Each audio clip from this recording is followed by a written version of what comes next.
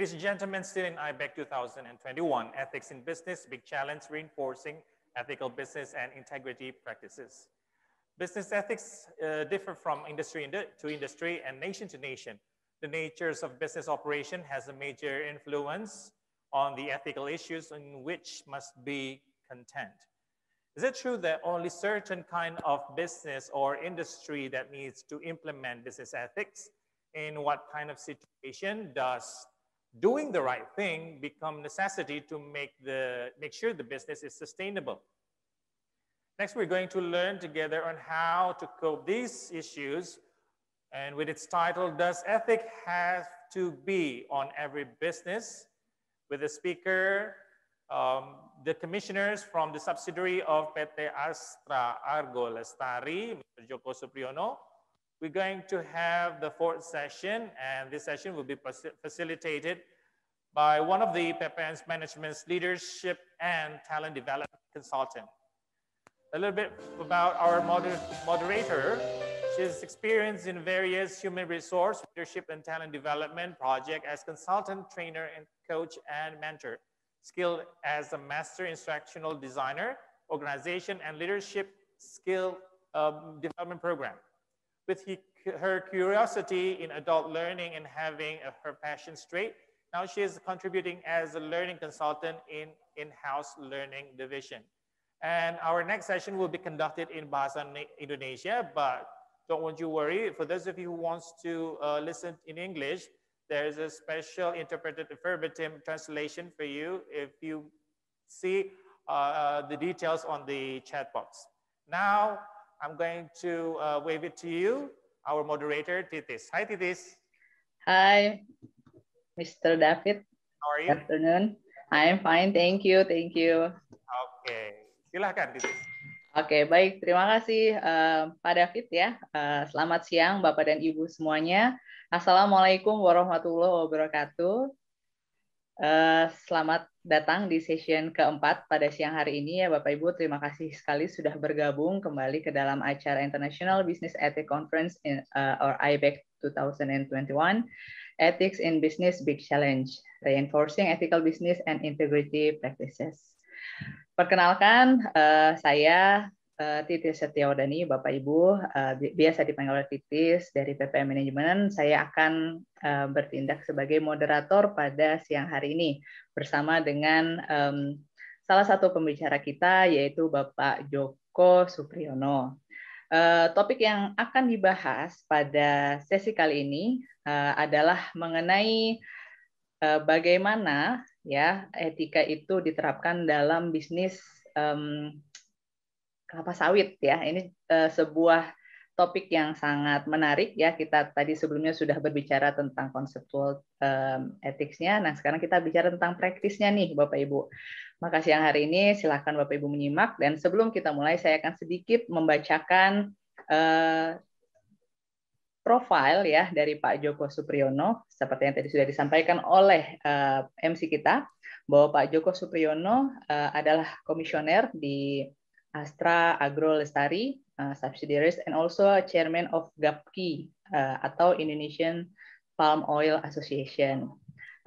Let me say it in English ya. Pak Joko Supriyono is the #1 person in the Indonesian Palm Oil Association, or we know as GAPKI organization. After graduating from the Faculty of Agriculture, Gadjah Mada University in 1986, Pak Joko worked at PT Perkebunan Nusantara, or we know as PTPN 2. Pak Joko also served for 6 years at PTPN 2, and his last position was head of Afdeling. And in 1995, Pak Joko joined in PT Astra Agro Lestari as a staff of the training department. And since April 2017, he has been trusted as the Vice President Director of PT Astra Agro Lestari. In 2015, he was elected as General Chairman of GAPKI for the 2015 and 2018 period, and then he was re-elected to lead GAPKI again for the 2018 and 2023 term. So untuk mempersingkat waktu, ya saya langsung saja memanggil Pak Joko. Selamat siang Pak Joko. Selamat siang. Oke, sudah siap ya Bapak untuk sharing session kita pada siang hari ini? Ya, ya. Oke, baik. Dipersilakan Pak Joko untuk memulainya. Oke, good afternoon. Ladies and gentlemen, distinguished participant, thank you moderator. Suara jelas? Can my voice be here? Oke, jelas Pak. Oke. Oke. Thank you for giving us an opportunity to share in this session. The topic given to me is does ethics have to be on every business? I don't know the answer, maybe, just maybe, but for sure, I would like to share what we have done in our company, SPD Astra Agrolestari. So a little bit adjust the topic. Let me share the screen.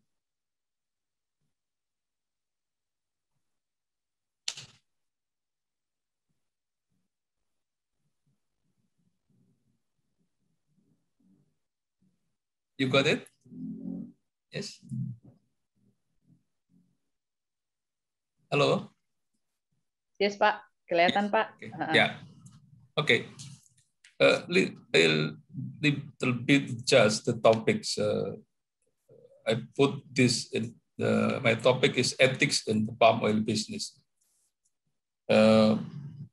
Yes, I would like to share about how Astra Agro is engaged in the palm oil business. How Astra Agro facing the challenge amid the very tough competitive global trade, and how the company value in the context of the ethics can respond the challenge.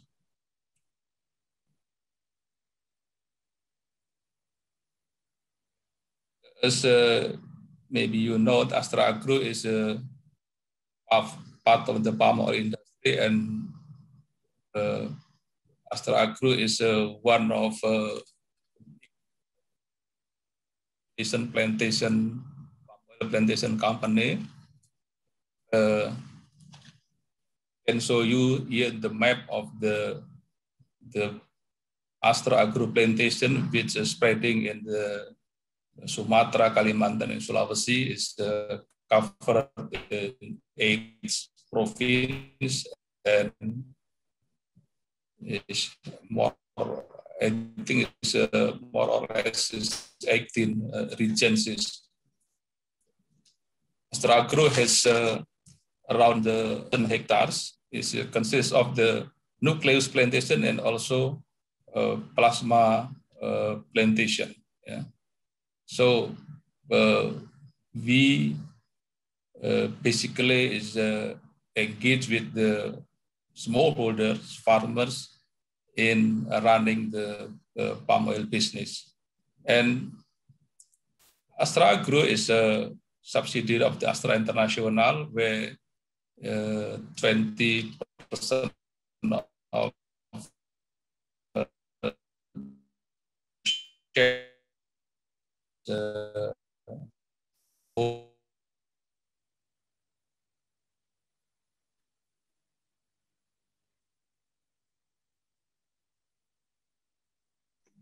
Oke, Pak Joko. Little bits Indonesian. Yes.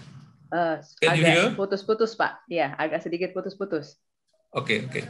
Okay. Supposed to be okay. Yeah. Again, so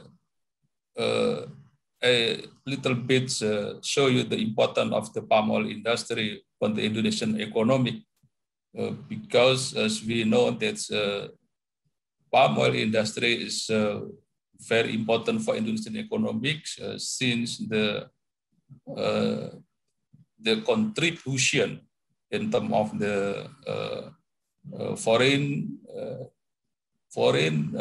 devisa and also in the providing the job and also in the rural development. So in the pandemic, like now, the contribution of the palm oil industry is quite good. As you see here in the chart, that is until April, the palm oil industry is support significantly to the Indonesian trade balance, which is positive. So again, need to know that this palm oil is, in one hand, is very important for the Indonesian economy. But on the other hand, you know, this industry facing a very tough challenge. In particular, is how we see that there is widespread negative campaign issues coming from the global community, from the global trade, and very often that there are issues. Palm oil development in Indonesia and also in the part of the world is associated with the deforestation, and then may you know also here on the land fires and the little GHG emission, health impact to human, biodiversity, issue of the workers, and also indigenous people, human rights issues. So all the issue basically is it is seen, I think, is in the last decade. This issue is increase from year to year. So challenge. And one challenge is it is very important and very significant contribution to our country, but on the other hand, there are challenges, and that's we have to face and from year to year. It is mostly is coming from the international, from the global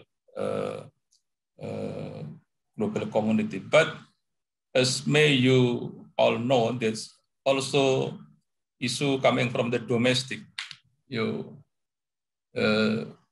What now we discuss is related with this issue because if I don't mistaken, it's 2 years ago, KPK even published a report that is Indonesian palm oil industry is suspected, you know, related to the corruption because the licensing process, you know, to get the permit in this industry is suspected to be, you know, near to the corruption. So that's the issue coming from the domestic. So this is interesting, but now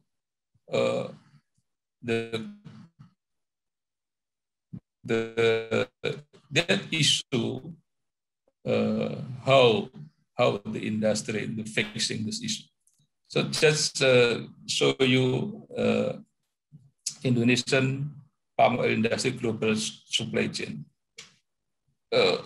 This Indonesian palm oil product is basically coming from the plantation, which is company and could also be farmer, smallholder, and then this product is spreading to the consumer in the form of the various product from food, you know, food, and also from the industrial product, cosmetic, you know, and also now is even biofuel. So very a lot of product with the ingredient of the palm oil. So it is you can imagine this supply chain.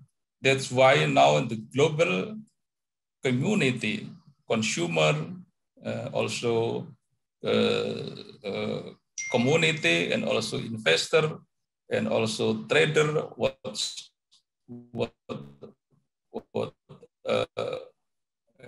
and etc. There's concern about the what's a palm oil be developed. from the origin country. So that is now this product is now can we say that this lead the market in the vegetable oil market, but on the other hand is this product is coming from the origin country that questionable how to be developed. The question is, can business ethics address the negative issues on palm oil? So if we map the concern from the stakeholders, we can say stakeholders. The first is who concerned about the health related to the palm oil-based product? Of course, a consumer, customer. Then who restrict palm oil trade due to the sustainability? The answer is EU government. Who blame palm oil development? Civil society, of course. Who concerned about the sustainability practices? Investor. So with this, we know the stakeholder concern regarding the palm oil. So back to Astra. Astra Agrolestari is part of the Astra International, and as a group of company, as you may know that Astra is a big it's a big corporation and also have various business. And the important I want to share here is Astra is concerned about how to achieve their business. As you may know, Astra, with the funding for this William Suryajaya, from the beginning has stated the corporate value, named Catur Dharma, and it is the first value to be an asset to the nation. It is the value of Catur Dharma is we call it as an inspiration. It's a source. It's the main source of how to Astra doing the business to achieve their aim, prosper with the nation. So we believe this to achieve this objective, the goals, we have to develop. We have to be a good citizen, good corporate citizen. So that's why Astra is developed kind of system, Astra good corporate government, which is consists of Astra business ethics and Astra work ethics. And the other thing is Astra management system, which is consists of a lot of system, Astra green company, Astra friendly company, Astra human capital management. So this is how Astra translated the corporate value into the system in the management and to support the achieving prospering with nation with the sustainability business. So this is we call it the Astra model in sustainability achievement. And if we talk about the business ethics, is one of the system supporting the Astra good government, Astra good corporate governance. Business ethics is basically part of the value system and adopted by business organization as a reference to dealing, to interact with the environment internally and externally. So if we do mapping, that is the stakeholders map of the Astra as a company. So it is the map is maybe different from company to company. It depend on what business they have. But like what we have in Astra, there's a lot of stakeholders that we have to deal, we have to interact in running the business. I don't want to discuss all, but I just want to underline some of them in the green one, because maybe is related with a strong relation with what we just discussed from this morning. It's about the corruption, bribery, something like that. So with the example of the green one, the six stakeholders, basically I would like to divide it into the two big parts. The first one is ethics related with the what we call it is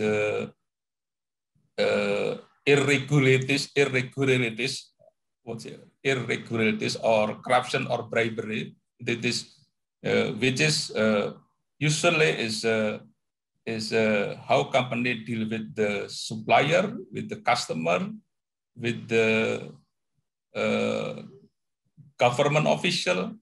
It is one part that is very often is related with the bribery or irregularities, corruption, something like that.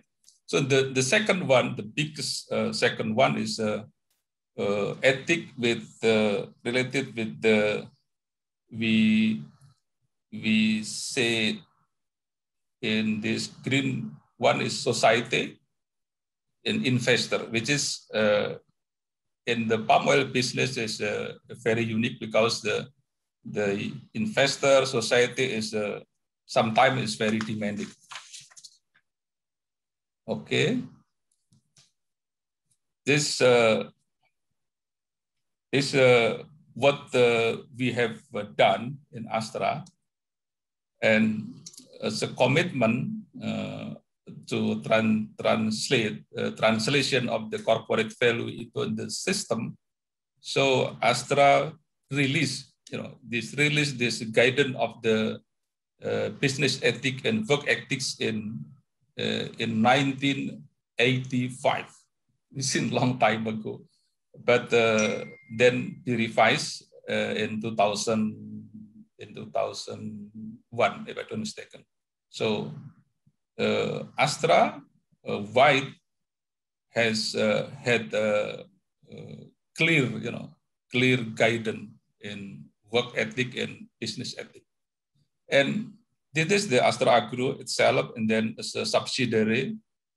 Also, we have a decision, top management decision as a company decision in business ethics. So this also regulate all aspect how company dealing with the stakeholders, including employee. So in terms of guidance, Astra have the very clear guidance in terms of the business ethic. Then it just give you an example how the principle from each stakeholders. Let's see here, customer. Just pick up the 2 points, like in this bullet. The company is committed to price, quality, delivery time. The company, including commissioner, director, and employee, doesn't allow to give to or receive from customer reward or gift that can affect decision making. Similar to in this side, how we deal with the supplier. That's company is basically committed the same to the supplier of the professionalism principle of QCDSM, quality, cost, delivery, safety, and moral. And same company, including commissioner, director, and employee, does not allow to give or receive from supplier reward or gift that can be affectation. So just again, just pick up some point that is very clear in Astra when dealing with the customer or supplier, all the level from the top until to the staff level is very clear guidance to avoid, the what you call it is bribery or corruption.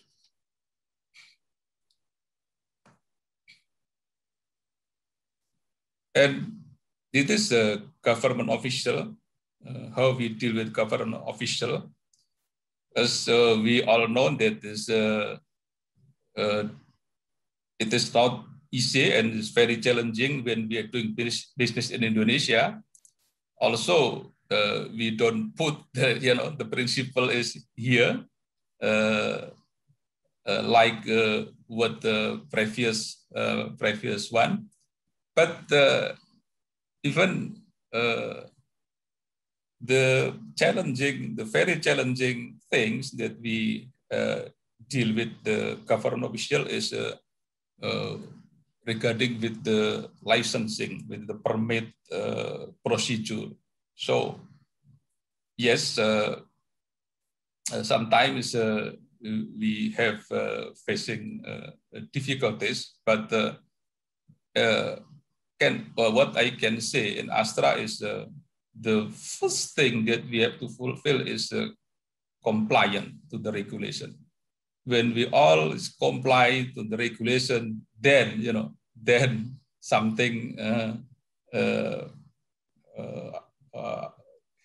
facing the difficulties, then all the component in the organization is from the top until the staff is know what's happened.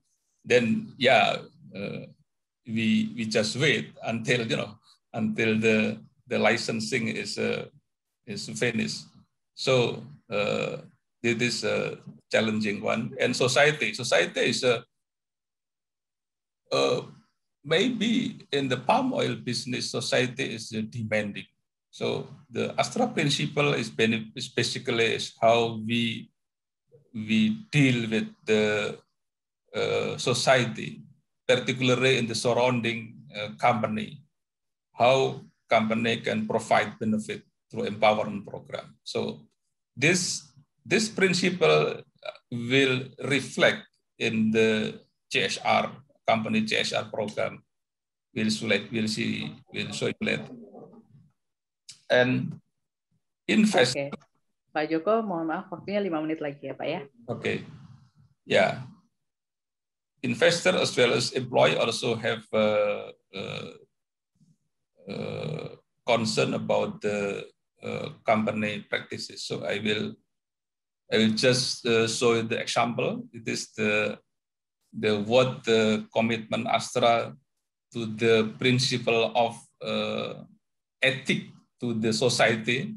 So we develop a kind of program which is we call it the 4 pillars in Astra.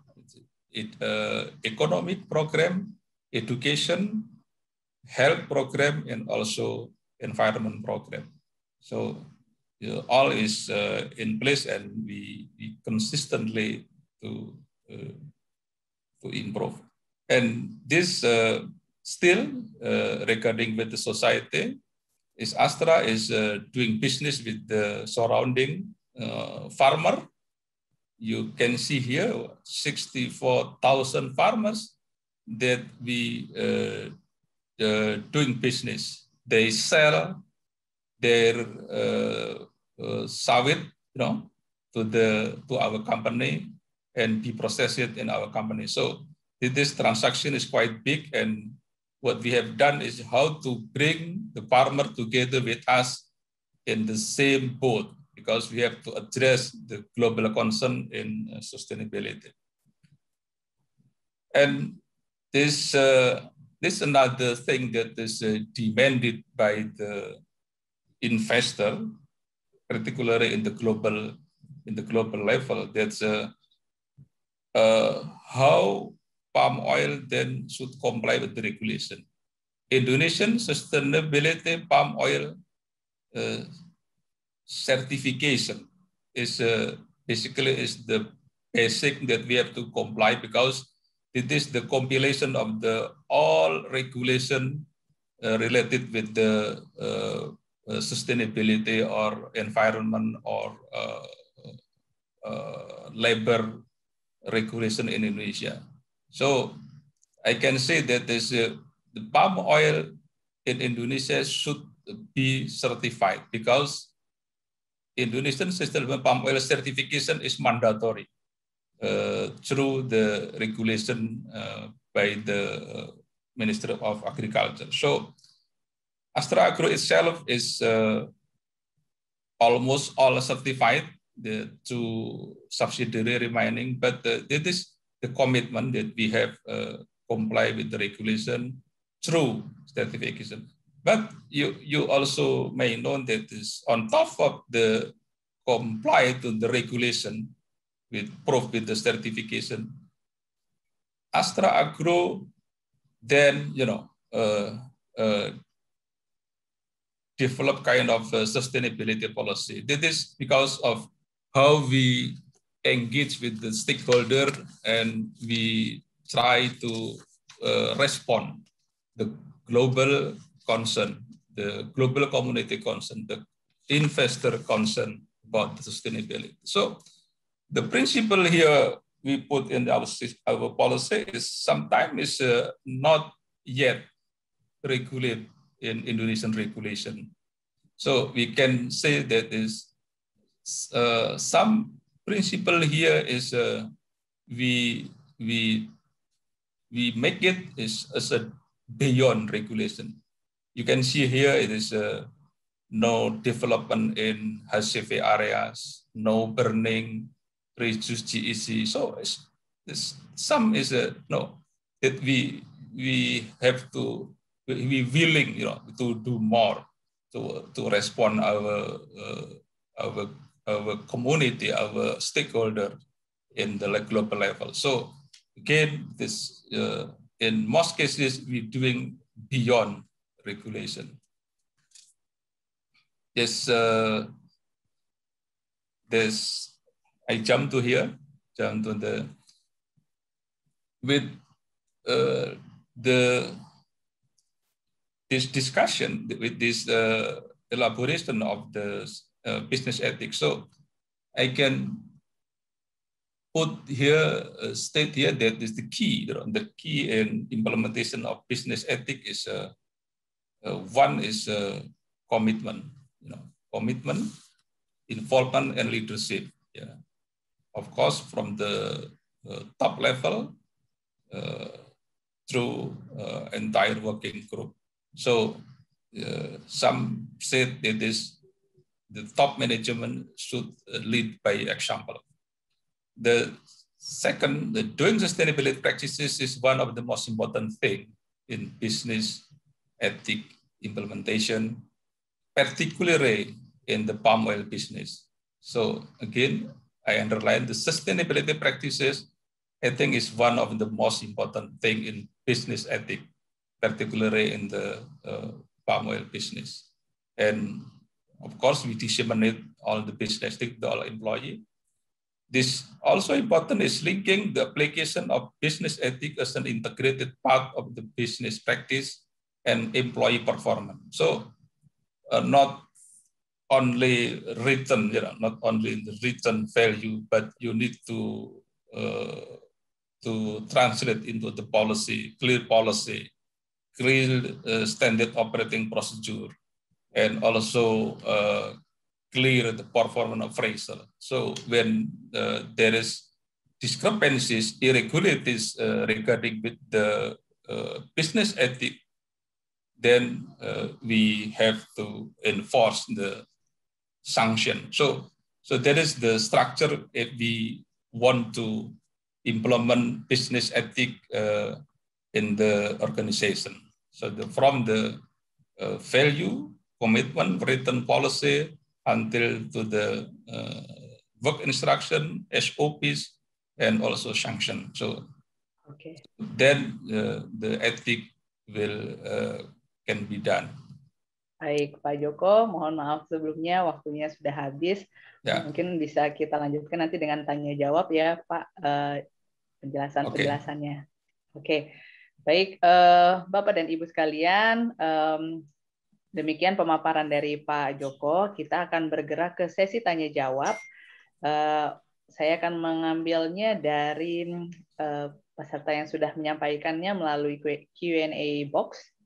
Ya, di sini sudah ada pertanyaan. Ini Bapak dari 2 orang nih kebetulan. Yang pertama adalah dari Pak Ismanto. Pak Ismanto ini dari BRI. Dia menyatakan bahwa Mr. Joko, I can see that you have been working along with Astra Agro successfully. In your experience, what is the biggest challenge you have in practicing business ethics among the millennials in Astra Agro? Nah, jadi ternyata pertanyaannya adalah gimana sih atau hambatan terbesar atau challenge terbesar apa nih yang dihadapi oleh Pak Joko di sini, terutama untuk para kaum milenial gitu ya Pak ya. Monggo Pak Joko. Yeah, the millennial is basically don't want work in the plantation, you know, in the remote area, you know, far from the city, away from the mall, something like that. Okay. So young. That's real. That's real. So this one of the challenge we are facing to how to get the young talent to willing work with us. But for sure that is one of the Astra value. If you can see again in the Astra corporate value number 3, you know, they stated to respect individual and promote teamwork, and then to continuously strive for excellence. So, how to attract the young talent or millennial is we develop kind of the culture where the innovation, you know, where the modern lifestyle, you know, can be provide. For the example, if you want to millennial want to come to the PlayStation, so you have to provide the proper internet in each plantation. So when they you know, they find the internet, then they can live there. And we have to give them a lot of opportunity in terms of innovation, of the creative work, idea suggestion. So this kind of activity is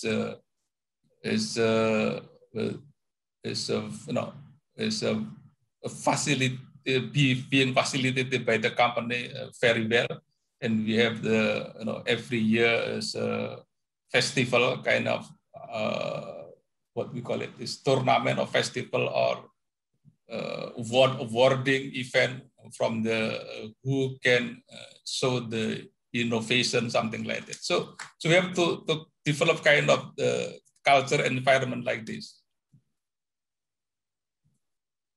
Oke, jadi kita memfasilitasi dulu gitu ya Pak, baru nanti pelan-pelan mereka akan bisa menginternalisasi etika-etika yang ada di dalam organisasi gitu ya Pak ya, kurang lebih ya. Baik, terima kasih Pak Joko atas jawabannya. Kita bergerak ke pertanyaan selanjutnya. Di sini ada dari Ibu Heni Widyastuti, beliau dari NAP Info Lintas Nusa. Pertanyaan beliau adalah bagaimana karyawan harus bersikap melihat adanya pelanggaran umum yang dilakukan oleh rekan kerja atau atasan, bisa bentuknya gratifikasi atau lainnya, yang terjadi di kantor. Sementara implementasi kode etik itu sendiri belum kuat dan belum ada channel pelaporan yang resmi. Nah, kurang lebih seperti itu Pak Joko pertanyaannya. Ya, kalau saya bisa share, if I can share what we done in Astra Agro is we we open the grievance or what we call it, grievance ya, pengaduan ya. We have a hotline. We have the hotline grievance. Even blackmail is also we accept ya. Blackmail ya, surat kaleng ya. Surat kaleng pun kita terima, dan surat kaleng we have to verify benar apa tidak gitu. Jadi whatever the grievance we accept. We also have hotline. We also have the whistleblower system. Jadi kalau ada lihat temannya is not ethical atau melakukan pelanggaran, ya dia bisa melaporkan baik resmi maupun tidak resmi. Whistleblower system namanya. Jadi again, this yang melaporkan tentu adalah yang risih, risih, what is in English, risih lihat temannya gitu ya. Kalau dia juga greed on this friend, ya berarti dia akan diem aja, Jadi this is again how we ensure that all the employee, all staff is aware about this business ethic ini. Jadi kalau itu sudah semua aware, justru biasanya dia akan ngelaporin, dia akan whistleblowing. Ya. Bahkan kalaupun dia tidak terlalu cukup bukti, it is not proper, not enough evidence, itu biasanya dia pakai blackmail. Jadi semua saluran kita bikin. Gitu. Oke, baik, terima kasih Pak Joko. Jadi saya jadi tergelitik untuk bertanya juga nih Pak ya, menyambung pertanyaan dari Bu Reni itu.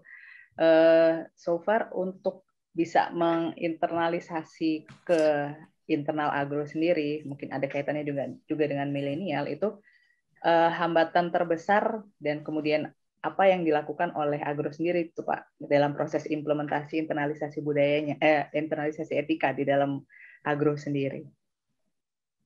Hambatan terbesar, lalu apa yang dilakukan untuk mengatasi itu? Ya, sebenarnya kalau bilang hambatan itu ada ya, tapi enggak. Tapi yang jelas bahwa sosialisasi ya. Pertama itu sosialisasi terhadap bisnis etik ini mesti harus terus-menerus.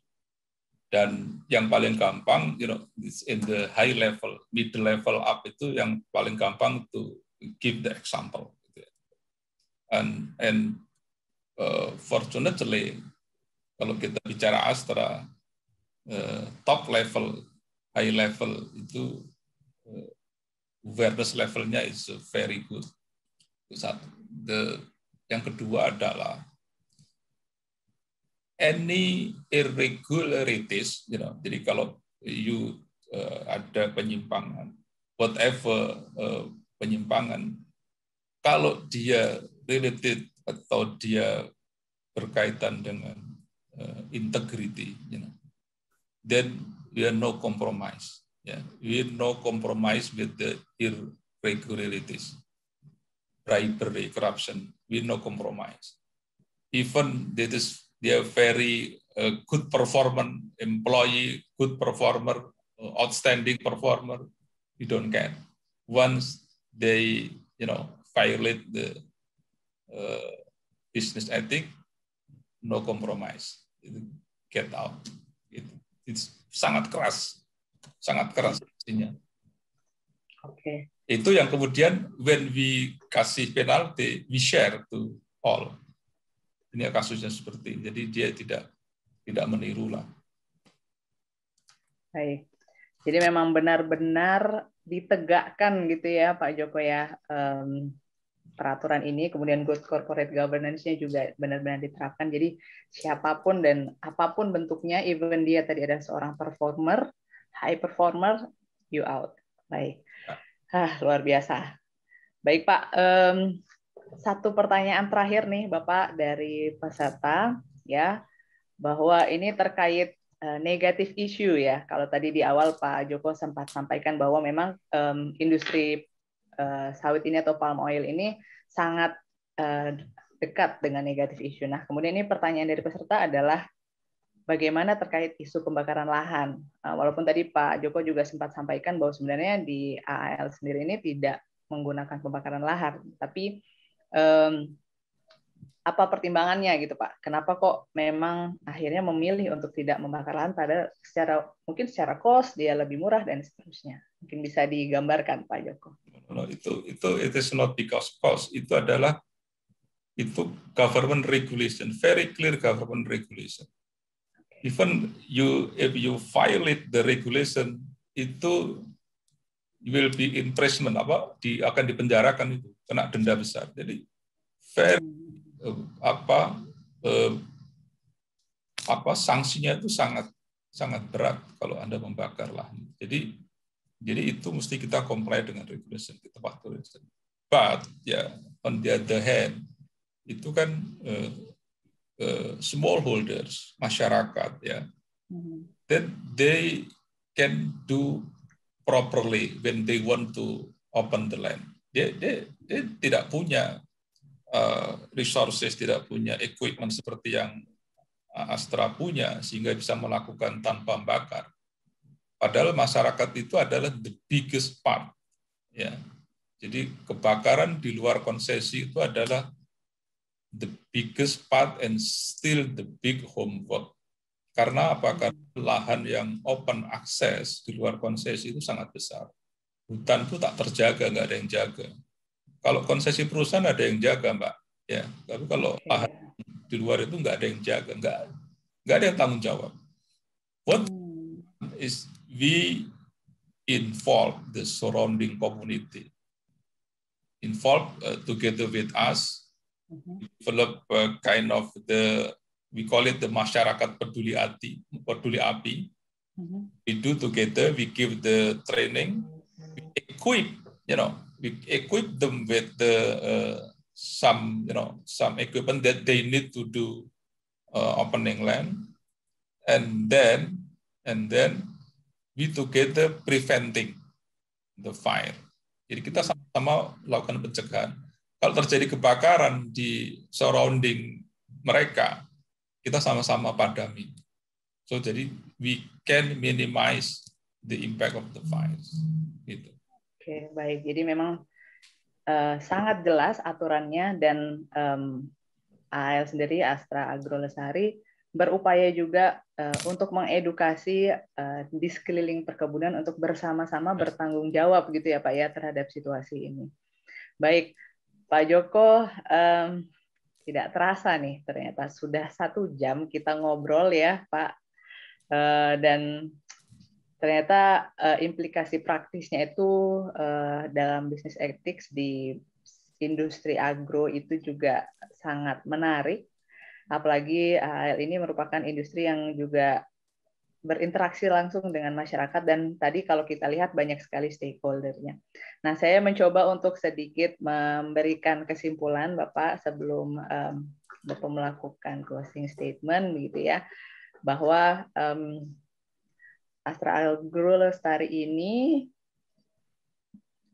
adalah salah satu industri yang memang banyak sekali isu ya, yang negatif isu terutama yang muncul, terutama baik dari domestik maupun dari sisi internasional ya. Kemudian pertanyaannya adalah bagaimana menjawabnya gitu ya. Kalau dari yang Bapak sudah paparkan bahwa fortunately ini adalah Astra, sehingga mereka memiliki Astra Business Sustainability Model yang menjadi payung besarnya sehingga bisa membawahi Astra GCG, kemudian turun menjadi pedoman etika bisnis dan juga etika bekerja bagi para orang-orang yang berada di industri tersebut. Sehingga ketika berupaya juga untuk mengimplementasikannya, memang banyak sekali pasti ada hambatan yang muncul, namun Astra sendiri atau AAL sendiri ini sudah memberikan upaya-upaya antara lain sosialisasi, kemudian ada example from the top, beliau-beliau sangat komit, dan yang paling penting adalah benar-benar menegakkan dengan no kompromi ya Pak Joko ya, dan siapapun yang melanggar ya dia harus bertanggung jawab dan akan dikeluarkan. Baik, mungkin itu sedikit kesimpulan dari saya, Pak Joko. Silahkan, saya persilahkan Bapak untuk memberikan closing statement berkaitan dengan materi ini. Ya, terima kasih. Jadi pertama gini, jadi in practicing ethical business itu the first is company must comply with the regulation, obey the law, and respond to the stakeholder expectation. Itu satu. Yang kedua adalah commitment in implementing sustainability, in particular in the palm oil industry, I think is a proof of doing the ethical business. Yeah. So the last is what I mentioned in the slide. So banning the palm oil is not solution.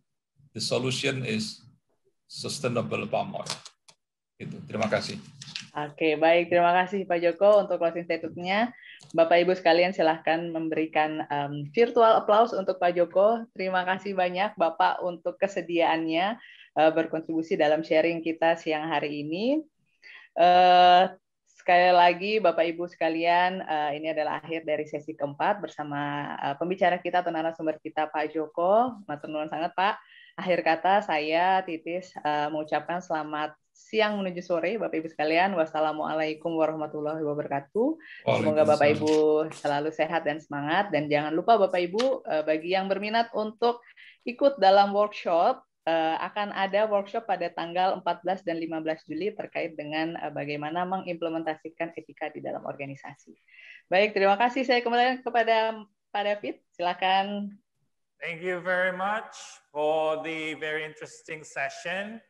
The Commissioner for Subsidiary PT Astra Agro Lestari, Bapak Joko Supriyono, for the interesting presentation, and also our moderator, Titis Setiawardani, for the interactive dialogue.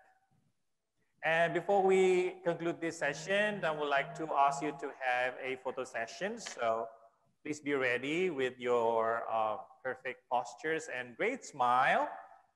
Okay, I'm going to count it. Ready? In 3, 2, 1. Once again. In 3, 2, 1. Thank you very much. On behalf of the International Ethics Conference and also PayBoss, would like to thank you to our speakers and moderator. We'll be right back after this.